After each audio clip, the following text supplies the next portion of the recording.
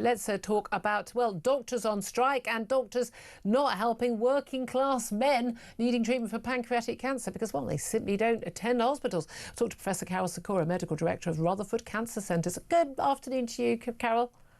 Good afternoon, Julia. Thanks for joining us. Let's talk first of all about Wes Streeting, the Health Secretary. He's been in the news for lots of different reasons this week, but he's accused the striking doctors' union, the BMA, representing resident doctors, as they're now called, junior doctors previously, of behaving like a cartel over their pay demands.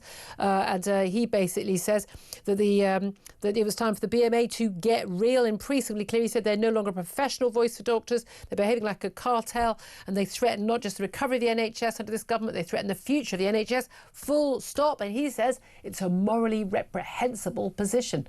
Do you agree? So it is a cartel. Of course it's a cartel. All unions are cartels. That's how they work, whether it's train drivers or doctors. They strive for their members to get the best deal. Whether it's fair that the doctors are going on strike now is another question. And Wes Streeting's handling it, I think, as well as he can. But he's meeting total resistance. And I think the reason for the resistance is not money.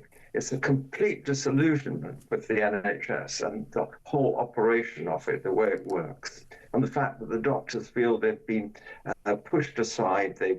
In the old days, we looked after doctors. As a consultant, I looked after a firm of doctors, all greys, and we worked as a team. Yeah. And I knew their first names. They come to my house for Sunday lunch now and again. I went to my bosses for Sunday lunch. Yeah. That's all gone. Everyone works 8 hours and goes home.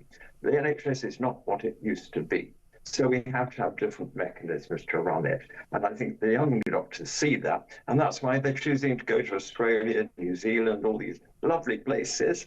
Well, they're paid more. Is the issue that we do need to pay them more? Look, although they've had in total that 29% pay increase since Labour have come to power, they still say it's still not enough. It's way more than other public sectors of workers have got. But they still say it's not enough to reinstitute their pay they would have been on back in 2008, which is a particular date they've chosen because it makes it look a lot worse than it was. But basically, everyone in the public sector and everyone in the private sector has done badly in recent years because of austerity and then also because of inflation. So, they're not any worse off. But do we just have a problem that actually we need to pay doctors more to keep them? We have to give them more career options. At the moment, the trouble is, say you want to become an oncologist like me. In the old days, I went to see who I thought were the two top oncologists at the time, a long time ago, Julia, but I went to see them. They gave me a cup of coffee. They gave me 10 minutes of the time. And the guy I wanted to work for said, if I send you an application form for my registrar job, you'll have it in the post. Yeah. If I don't, you won't hear from me again. And that's what happened. I got the application form and started my career in oncology. And the trouble with that, you're in control of your future. Now they're not. I think the difficulty is what impact will it have on the NHS? It's going to be large. 5 days doesn't sound too long, but the roll-on effect of that, especially winter pressures are just building. Yeah. Winter pressures, of course, are an acronym. We know they're there. They're nothing that every year for 50 years we've had winter pressures. Old people get ill with chest infection, and there isn't the capacity to deal with them. And now there isn't the social care capacity to get them out of hospital, so it's compounded by that. Yeah. And there are a lot more old people. So this is the problem. Yeah, I mean, it's only going to get worse rather than better, isn't it? And you mentioned, you're an oncologist. That's why I want to talk to you specifically today about prostate cancer. It's been very much in the news. Lots of, prominent people talking about, how important it is we to tackle prostate cancer. And it is extraordinary, actually, the focus we had in the last 10, 20 years on breast cancer, how we have absolutely driven down the mortality rate from breast cancer because of that awareness and women checking and breast screenings and the like. But there's been a real move to move towards proper prostate cancer screening. And one of the reasons is the new data suggests that it's working class men with prostate cancer who are being left behind by the NHS. What's happening there?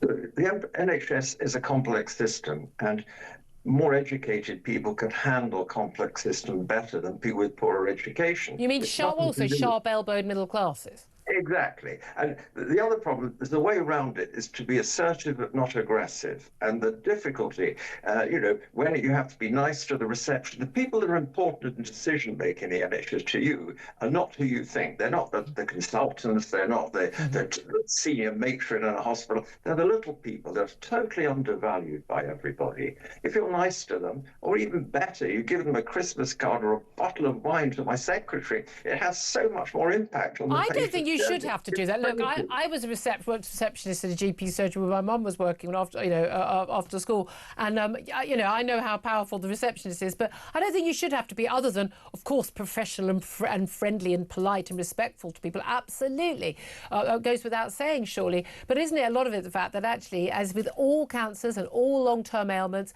basically middle-class people go to the doctor with any minor ailment, and many people, on a lower income scale, they just don't. They just go, well, I just feel terrible, and they don't go and see a doctor at all often, sadly, until it's too late. Is that why we need to have screening? So it's just automatically every man will be screened for it in the way that every woman gets screening for mammograms and cervical smears? Men are much poorer than women at looking after themselves. They're rubbish. It's always been the case. They're too stoic. They want to avoid the doctor.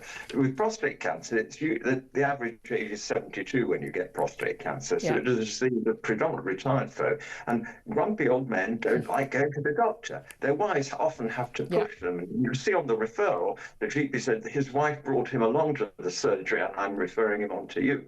And the men are forced. So why screening is important for men is that it makes them do something about it. It gives them the incentive to actually go and get it sorted out. I think that's the real reason why the campaign is on. Yeah, indeed. Professor Kowska, great to get you on. Medical Director of Rutherford Cancer Centre. Thank you for that.